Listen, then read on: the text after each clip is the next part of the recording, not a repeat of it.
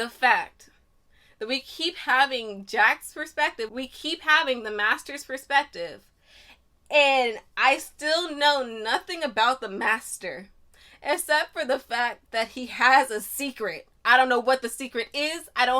We keep getting hints as to him having a secret that I think are supposed to lead me to figure out what the secret is, and I don't get it. We are like 80% of the way through this book, and all I know is that you have a secret. I'm gonna need more. I'm gonna need more than that. I'm gonna need to, not to mention, at the very end, they had the nerve, the gall, the audacity to have a plot twist. Bitch, what? And it was a great plot twist.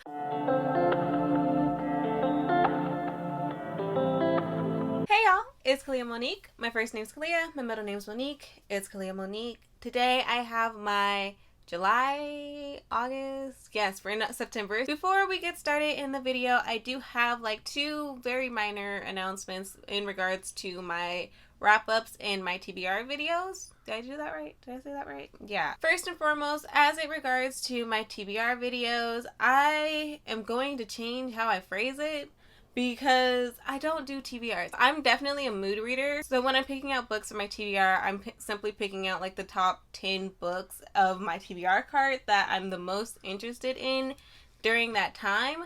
But it is very likely that I won't get to most of those books, or because I'll just not be interested in them anymore, and that's totally fine. So I'm going to just change my phrasing of it. I don't know how I'm going to change my phrasing of it yet, but it's not so much as a TBR video as like, these books have the highest probability of me reading them this month than the other books on my cart, if that makes sense. And so it doesn't really matter for y'all because you're still going to get a video at the beginning of the month talking about the books that I am the most interested in reading that month. But in regards to like me actually reading them, don't expect much from me. Secondly, in regards to these videos, my monthly wrap-ups, they are no more. I'm not going to keep doing monthly wrap-ups. I'm going to start doing seasonal wrap-ups because I read a lot of books and I don't necessarily recommend every book that I am reading. And so I'm going to start doing seasonal wrap-ups of like the top 5 books that I've had really intense emotions towards. So for example, if a book made me feel so happy and so seen and so intensely something, just an intense emotion, then that would go into like top 5 good books that I read, or the top 5 that I absolutely recommend. And then if I feel very intensely negatively towards a book, then that would also make into the wrap up, because I feel like that is also a very valuable thing to learn. Like, I think personally for me, I don't really care about the books that people thought were like okay, because that means I'm not gonna read them. But if someone feels intensely good about a certain book, then I'm like, oh my god, I have to read it. Or if someone's feeling like intensely bad about a certain book, I'm like, okay, yeah, that book is problematic, or that definitely isn't where I want to start reading. Like, no, stay away from that. And so my channel is very much based on like what I like and like what I like to see, and so I just don't want to continue doing something that I don't find as valuable personally. I'm so sorry if you really enjoy monthly wrap-ups. You will still get them. So for example, at the end of September, October, November, at the beginning of December, I will be posting another wrap-up, and then it's in February. So the beginning of March, I'll be doing a wrap-up. So you'll still be having wrap-ups. They just won't be monthly ones. And also, I feel like the way I go about talking about my wrap-ups will be a lot more succinct and a lot more helpful for the people that are interested in certain books. And like, this whole channel is me talking about books. So you can definitely look forward to me continuing to talk about books. And yeah, like, you're still gonna get my recommendations and like get my perspective on certain books. It just won't be in a monthly wrap up. It'll be like a seasonal wrap up, or within whatever vlogs I do for this channel. I just wanted to prepare you all for the change that is coming. It's not even a big change. I just wanted to make sure the communication is open between us. That being said, let's go ahead and get into my monthly wrap up. My final and only second, but my final monthly wrap up for the month of August. I read 1, 2, 3, 4, 5, 6, 7, 8, 9, 10, 11, 12, 13 books this month. Let's get into them. I will say it was a really great reading month for me. I have one book that was a 3-star, and all the other books were more than that. Like, rating wise, these books were a knockout. Not to mention, even the 3-star book was really great. So yeah, I definitely had a blast over here. So the very first book I finished in September. Nope. I knew I was going to say I knew the wrong month was about to come out my mouth, and I still kept going. I knew I wasn't about to get it right. But the first book I read in August is, should be here. Yep. Strange the Dreamer by Laini Taylor. I don't even know where to begin. Where does one start? I loved this book so much. Like, I could cry thinking about this book. I gave it a 4 stars. Now that I think about it, the next book I'm going to tell you guys about, I loved it more, and that is why I have such intense feelings about Strange the Dreamer, because just, wow. I don't know what I expected. I do know what I expected. I expected nothing. I literally had no expectations going into this book because, like, I don't read synopsis. All I knew is that Emma really enjoyed it, and so I was gonna enjoy it. I knew that I read Daughter of Smoke and Bone by Laini Taylor and really enjoyed the writing in that book, so I was expecting like very similar writing in this one. I knew nothing about the story. I didn't even know any character names. I knew nothing. And it was so great. Something about Laini Taylor, like, when I do read the synopsis of her books, I'm like, oh, okay, I'm not that interested in that. Doesn't seem up my alley. And then I read the books, and I'm so incredibly wrong that I'm amazed. Like, I don't even want to tell you what this book is about because I want you to go in the way I did. Like, I knew nothing, and it was so amazing to read. I will say that I did read this book through the audiobook, and that experience, the narrator, I don't know their name, but I will have it on the screen or something. They are my favorite narrator in the world. Like, oh my god, their voice, I like looked up an interview with them talking, and their voice was different than in the audiobook. Like, in the audiobook, his voice is like slightly deeper, kind of. And I had this whole like revelation of the fact that like narrators are voice actors, right? But I had this whole realization that like he is acting when he is reading. Like, he made his voice acting, and like I know he's a voice actor, but it still never really clicked for me until I heard him like talking in that interview, and I was like, that is not the voice I remember. But I could also see how that voice would turn into the voice of the narrator for the Strange Dreamer audiobook. That is neither here nor there, except for the fact that I absolutely am a fangirl for that narrator. But oh my god, I loved this experience so much. Laszlo Strange has my entire heart. Like, who he is in this book, like, he's my baby. Protect him at all costs. Oh my god. Laszlo, I love you so much. And Sarai,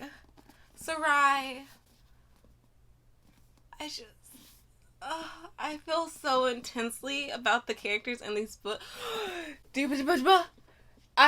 Okay, so listen. I got my, like, what was this, owl crate? I got my owl crate, and this is, like, Laszlo and Sarai, right? And I didn't really care at the time because I hadn't read the books. And now this is literally, like, one of my prized prints. I love them so much. Like I said, I don't even want to tell you what the book is about because just read it. It is so great. Going blind, I did. It was fantastic. It was amazing. It was beautiful. My entire heart. The way Laini Taylor creates worlds is so beautiful. Like, the gifts that the people in this book have, Like, how did you even think of that? Like, oh, they were so unique. Like, some of them I was like, okay, I've seen that before, but still, the whole story was so uniquely done, and the characters and how they used their powers were so uniquely done. Just like, oh, so beautiful. So beautiful. I love this book so much. The next book I read was Muse of Nightmares by Laini Taylor. I couldn't stop. I thought I would be able to stop. I thought I could wait until September to read Muse of Nightmares. The way Strange the Dreamer ended, that was not about to happen. So here we are. I read Muse of Nightmares, and I read this in like 2 days, I believe. I didn't even wait for the book to get here. I just immediately went into the audiobook. I couldn't wait. No.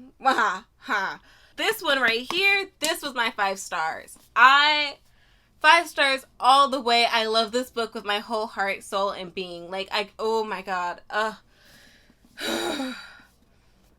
The way Sarai and Laszlo's relationship developed in this book. The way Sarai's relationship with her father developed in this book. Just all of it.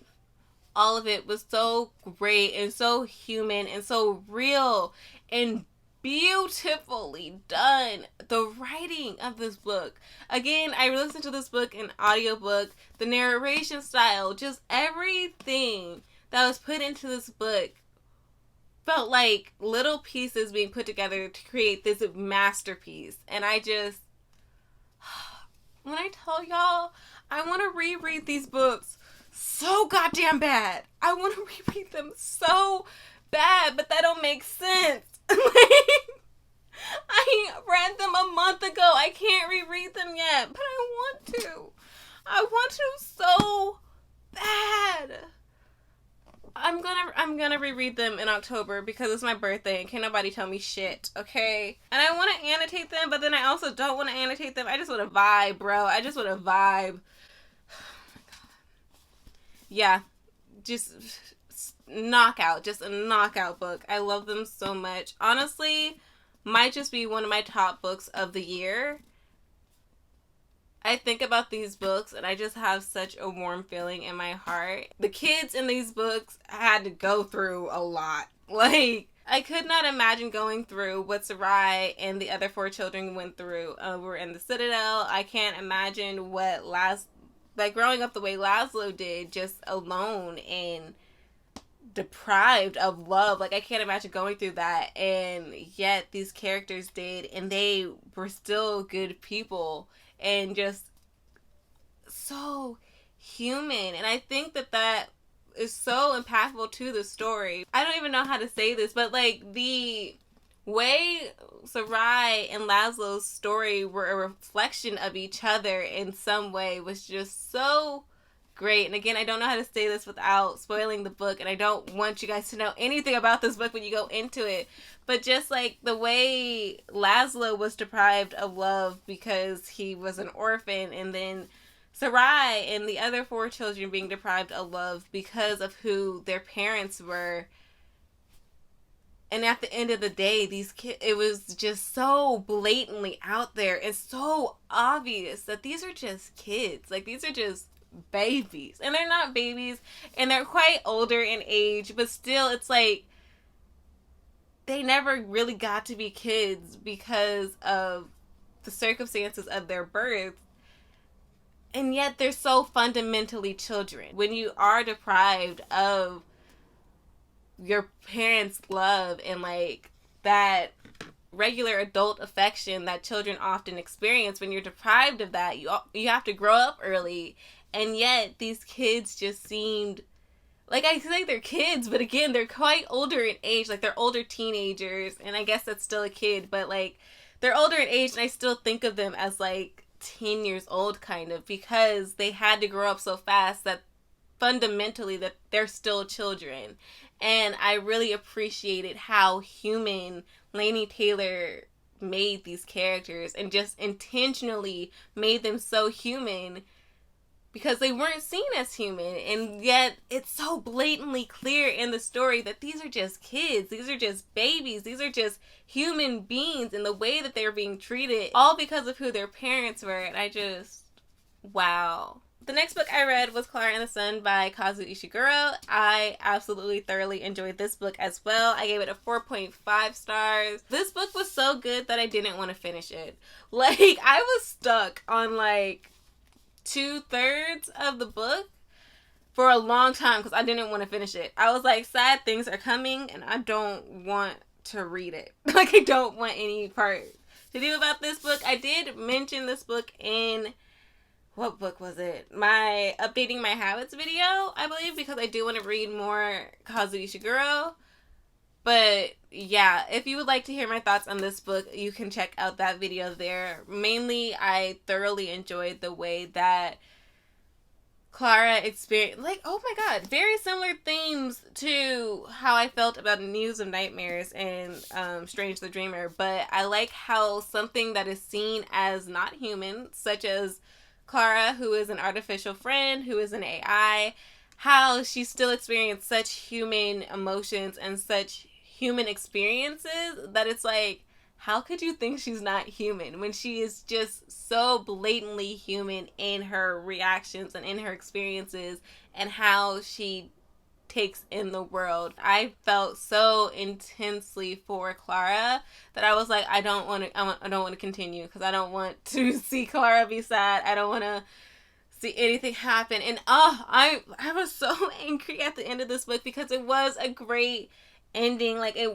truly did have closure, but I was just like, Clara, what? I love Clara so much, and I'm so happy that I got to experience her life and experience the world through her eyes. It allowed me to reflect on some of my own experiences with similar things that Clara went through. I've had experiences with, but I'm not an AI. I am a human being. And again, many of the way Clara interacted with a lot of these experiences were very similar to how I took them in. And so it was just so nice to read this and kind of reflect on those emotions from my past. And I don't really know how to say this because for me, that part was a surprise, and I'm kind of, again, when things are surprising to me and I didn't go in knowing that it was going to happen, I want others to experience it that way, and I want others to go in blind in that way as well. So, I don't know. So I'm like trying to figure out how to phrase this without telling you guys what was a like plot twist to me, kind of. But yeah, just the way Clara dealt with faith in the sun, which was like this deity figure for her, just was very similar to, again, my own experiences with grief. And like, it was a great opportunity for me to reflect on the loss that I've had in life and some of the people I've lost and how I dealt with those situations, because they were very dark times in my life, and just continuing to hold them in my heart now. How do I still feel about the situation? This was one book that I was like, wow, this is why I love reading, because it truly is, the experience you have with the book is all about your experiences in life and how you take in the story and what you do with it. Like, for me, Clara and the Sun really depicted that. And because I've been on this whole reflection, this whole journey that I don't know if this was the author's intention, and yet it was so impactful for me. And I truly love Clara and the Sun for that reason. I can't remember if I said this already, but I did give it 4.5 stars. And the overall moral of this story is so beautiful. So beautiful. Yeah. So, Clara and the Sun, this book I recommend. Wow. What is the next book I read? Oh my god, we are sticking on the shelf. Okay. And this slid in so perfectly. The next book that I read in the month of August is Vicious Spirits by Kat Cho. This book I gave a 4.5 star too, I believe. Yep. 4.5 stars for this book. I loved Juno in this book. I love Somin. We continue the story with Jihoon and Myung, and I thoroughly enjoyed it. I had heard that the books were like companions to each other, and I would assume that the only reason people would say that is because this book follows another character, but to me, like, you absolutely need to read these books in order.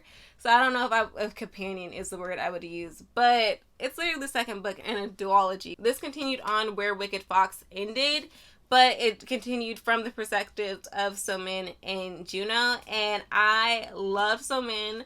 I love strong female characters, and So-min definitely is. She is so unapologetically supportive of her friends and will, like, go to the ends of the earth to defend her friends. She's so protective and brave, honestly, to be a human, willing to fight in the supernatural world to protect her friends and her loved ones. And again, with the familial bonds in this book, like So-min's relationship with her mother and how she thinks about her mother, which comes from a place of love, quite differently than Myung's relationship with Yena.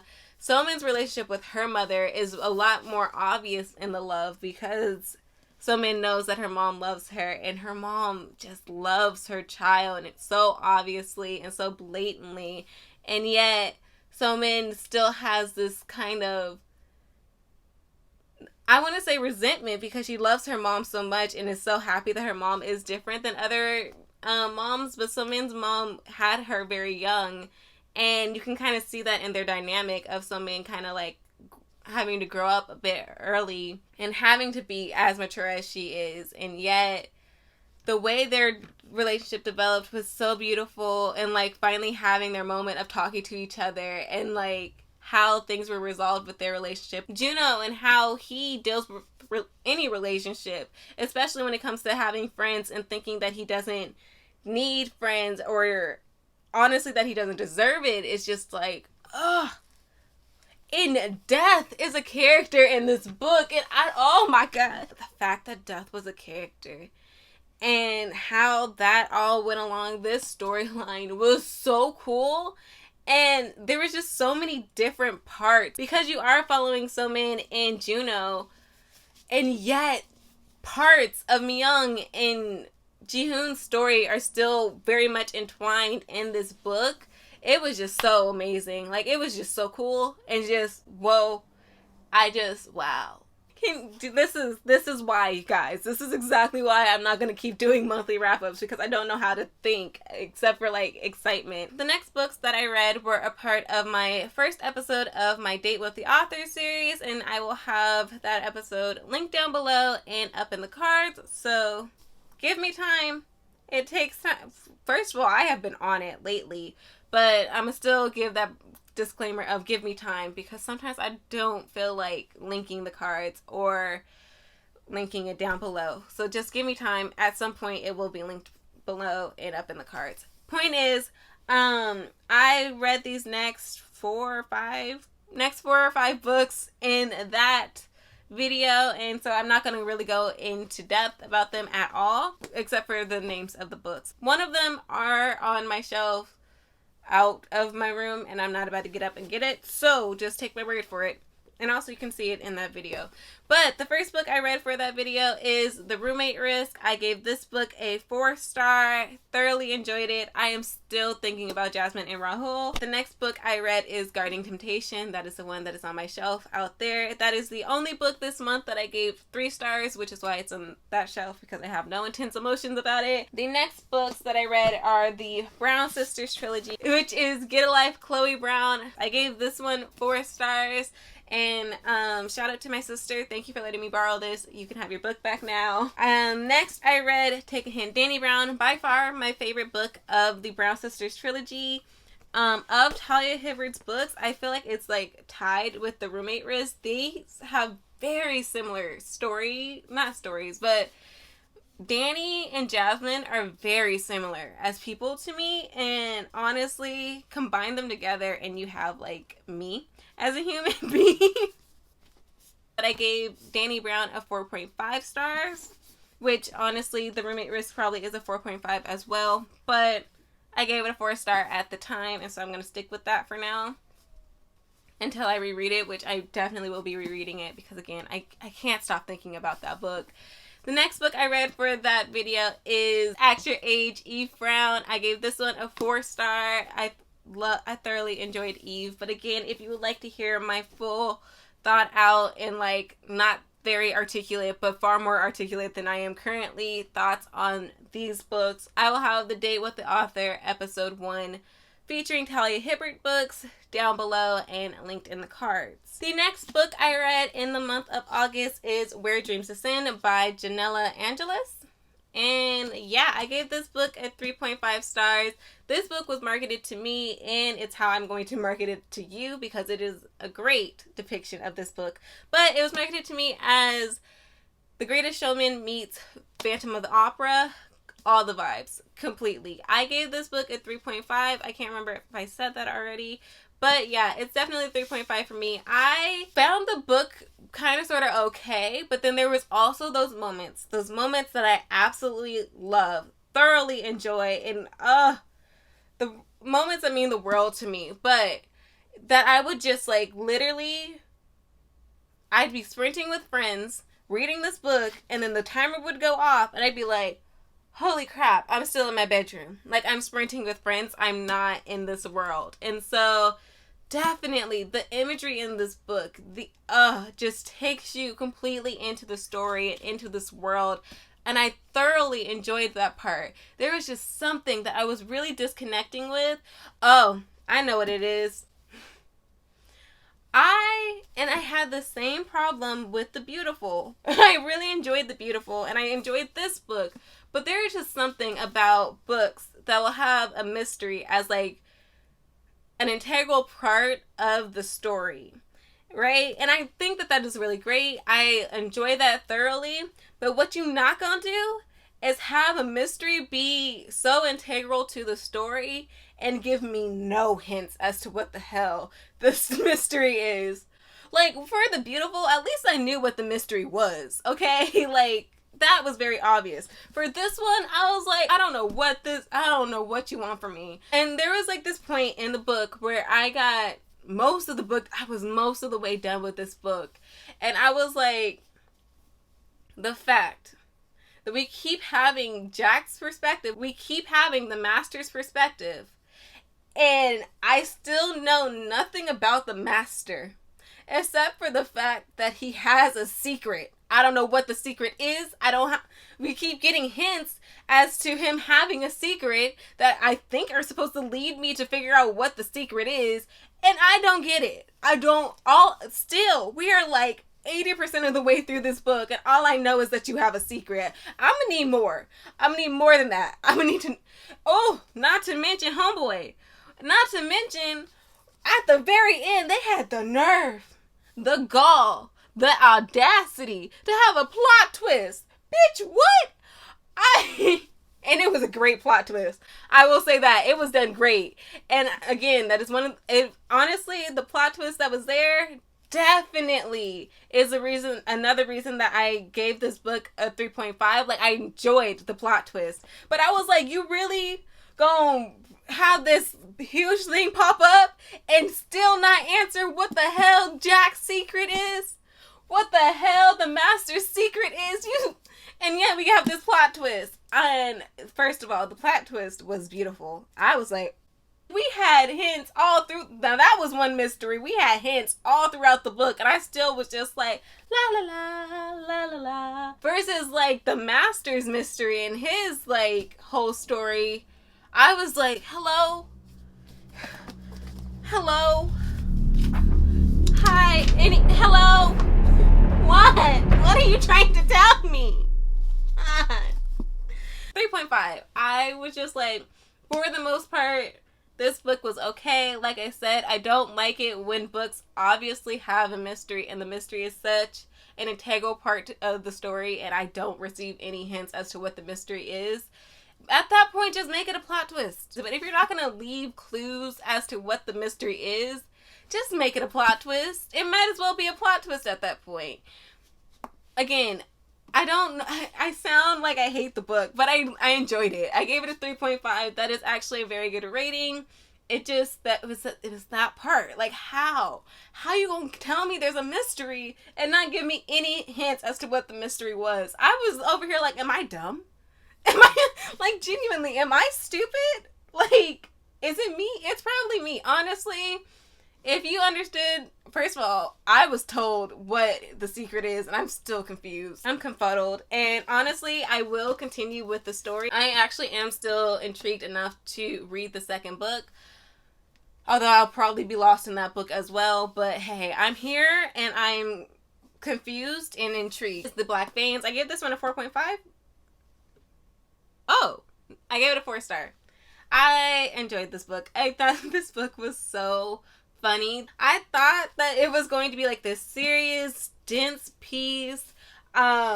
It was a blast. The characters are hilarious. I found myself laughing out loud to so many parts. Like, if you look here at my annotations, I have so many yellow parts, and yellow tabs usually mean that something I found was funny.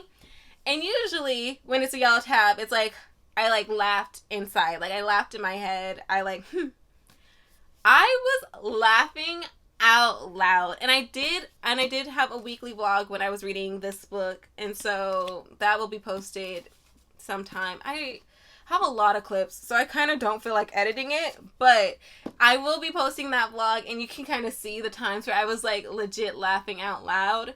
And I do go kind of more in depth on my opinions on this book in that video, so just stay tuned for that. But this felt like a teen movie, and it's because the characters are teenagers. Like, the oldest character is Blythe, and I believe she's 16. I thoroughly enjoyed my time here. Like, I laughed so hard. I can't wait for the story to continue, because this is just book 1. The way this book ended, I'm very intrigued to see the adventures they go on in book 2. I love it here. This was so much fun. Yes. Again, I talk more on my thoughts on this book in the video that will be coming after this one. I've said it here, people. That means it's true now. I just made a promise, and I have to keep it. The next book I read for the month of August is The Other Black Girl by Zakiya Dahlia Harris. 5 stars. I gave this book 5 stars. I think I'm going to do a book talk for this book. It's going to be posted in a while. It's going to take a while for me to post that. But I enjoyed this book so much. Like, it gives the atmosphere of a thriller with like the pacing of a mystery, if that makes sense. So I was so intrigued the entire time. I also finished this book in the vlog I was talking about, so again, you can get more of my thoughts then. But I really do think I'm going to do a book talk for this book, because there was just so much, and it was just so impactful. Like, it felt like, and I don't want to say this because I don't want to like deter anyone from reading this book, but personally, the experience that I had with this book felt very much like For Us by Us. And basically what I'm saying by that is, like, this book just felt black as fuck. Like, it was just so black and beautiful and excellent and great. I just loved it so much. Every part of this, from talking about my favorite podcast 3, from mentioning the kitchen. And if y'all don't know what the kitchen is, Google it. Actually, you'll probably get like a thing of a kitchen, but like Urban Dictionary that shit. Okay, I'm like, and the plot twist. The plot twist. I was so angry. I don't even know how to phrase this, but I was like, oh no, they didn't. This book was just so unapologetically black that I was just like, what? I was like, can you do this? Like, I know you can. I know, like, you're an author. You can do whatever you want with your story. But it just felt so unapologetically black that I was just so enthralled by this story. I finished this story and I honestly didn't know what to rate it, because I was just like, honestly, I'm angry at this. Honestly, I'm mad right now. But I'm just feeling so intensely about this that I just... 5 stars. Just 5 stars. There's so much to be said about this book. So much to like... And I was really reflecting and contemplating life when it came to this story. And again, with the microaggressions in this book, I was like, goodbye. Over. I'm done with this. And this book really delved into kind of the struggles of being the only black girl or one of a few black girls in the office, and the pressures you're under, and the conformity you kind of have to submit to in order to do well in the workplace. And it does take place in like the publishing industry, but it really is a depiction of many offices in the world of like when you are the one or one of only a few black girls or black people in the office, the microaggressions you have to kind of just let slide in order to continue to grow in your career. And if you ever really want to grow in your career or be promoted, you kind of have to let those microaggressions go. And honestly, how else are you supposed to survive? The workplace is your workplace is so incredibly white and so incredibly opposite of you. All you can really do is assimilate to the workplace culture because your culture isn't allowed here. And just like the struggles a person of color has to go through in the workplace to get other people of color to enter it, to get other people of color's voices heard in the workplace. And like how, as the only black girl, Nella was having to have these like equity trainings and these discussions about race in the workplace, and these discussions can't even be like effective or helpful in any way because the white people she's having these conversations with are so dense and so privileged that they can't even see how inherently racist systems are and what it's like to have these like racial discussions in your office after a police shooting or after some great event that is so incredibly and inherently racist occurs, and then you have to have these conversations with like your white coworkers. I loved the depiction of the workplace in this book because wow. And listen, and also the fact that it took place in the publishing industry felt so great. Like the fact that I was reading a book that was published talk about the like racism within the publishing industry. Having a black ass book published about the racism within the publishing industry is just so poetic. From the very way that like publishers will legit be like, we can't market, we're not gonna have that many black authors, or like we're not gonna have too many authors of color because those demographics don't read as much. Like that is something that actual publishing offices have said. It's like your numbers are lies because the way you're testing out these numbers is inherently racist and systemically set to show the results that you are getting, which is essentially your justification of black people, of people of color don't read. No, we read. We just don't like reading books that we don't relate to. Idiots. Anyways, can you tell I feel very intensely about this? 5 stars. Thoroughly enjoyed this book. But the next book I read and the final book I read in the month of August was actually a manga called Happy Marriage. Yep, Happy Marriage Volume 1. I read this on my Kindle. It was a happy fun time. I thought it was very cute. It was definitely a very cute first volume in a series because it was a fun time over here. I thought it was very cute. I gave this book a 3.5 star. It was a solid read. I thought it was very cute. It follows a main character whose name I forget all the characters' names in this book actually, but the main female character is having money issues, and due to her boss's grandfather, I believe, being close with her grandmother or something, they end up having an arranged marriage between this woman and her boss.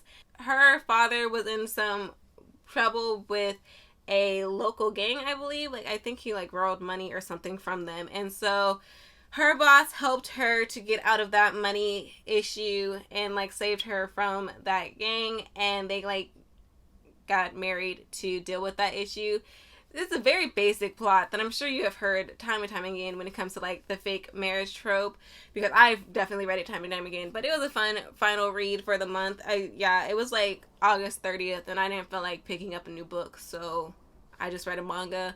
And yeah, there's nothing grand about the book, but it was very cute. It had its very cute moments, so I did give it a 3.5. That is every book that I read in the month of August. Like I said, it was a really great reading month for me. I had really amazing reads this month, and a lot of reflection was had, and I really appreciated the reads that I had because I was slowing down in my reading while I dealt with some family things. And yeah, it's nice that I read like a little bit less than I usually read, but all the books that I read were very impactful and just very strong reads. Like, even though I didn't read as much as I usually do, at least they were like very great reads. Like I said, I really want to read Strange the Dreamer and Muse of Nightmares over again. Clara and the Sun provided me this opportunity to reflect on my experiences in life. Oh my god, my very first episode of Date with the Author was honestly just such a blast to create, and the reads that I had during that video was phenomenal. Just like a really great month filled with like joy and fuzziness and like warmth. These reads were just so great. Just so great. If you enjoyed this video, if you enjoyed my face, my voice, my extraness, go ahead and press that like button down below and press that subscribe button and the bell notification if you like to be notified when I upload. What was your favorite read during the month of August? I would love to know. If you would like to stay connected with me, I of course will have all my socials linked down below as well. And if you would like to support this channel further, I will have my Ko-fi and my Amazon wish list down below as well. I believe that is everything, but I am probably forgetting something because I always forget something. But bye guys.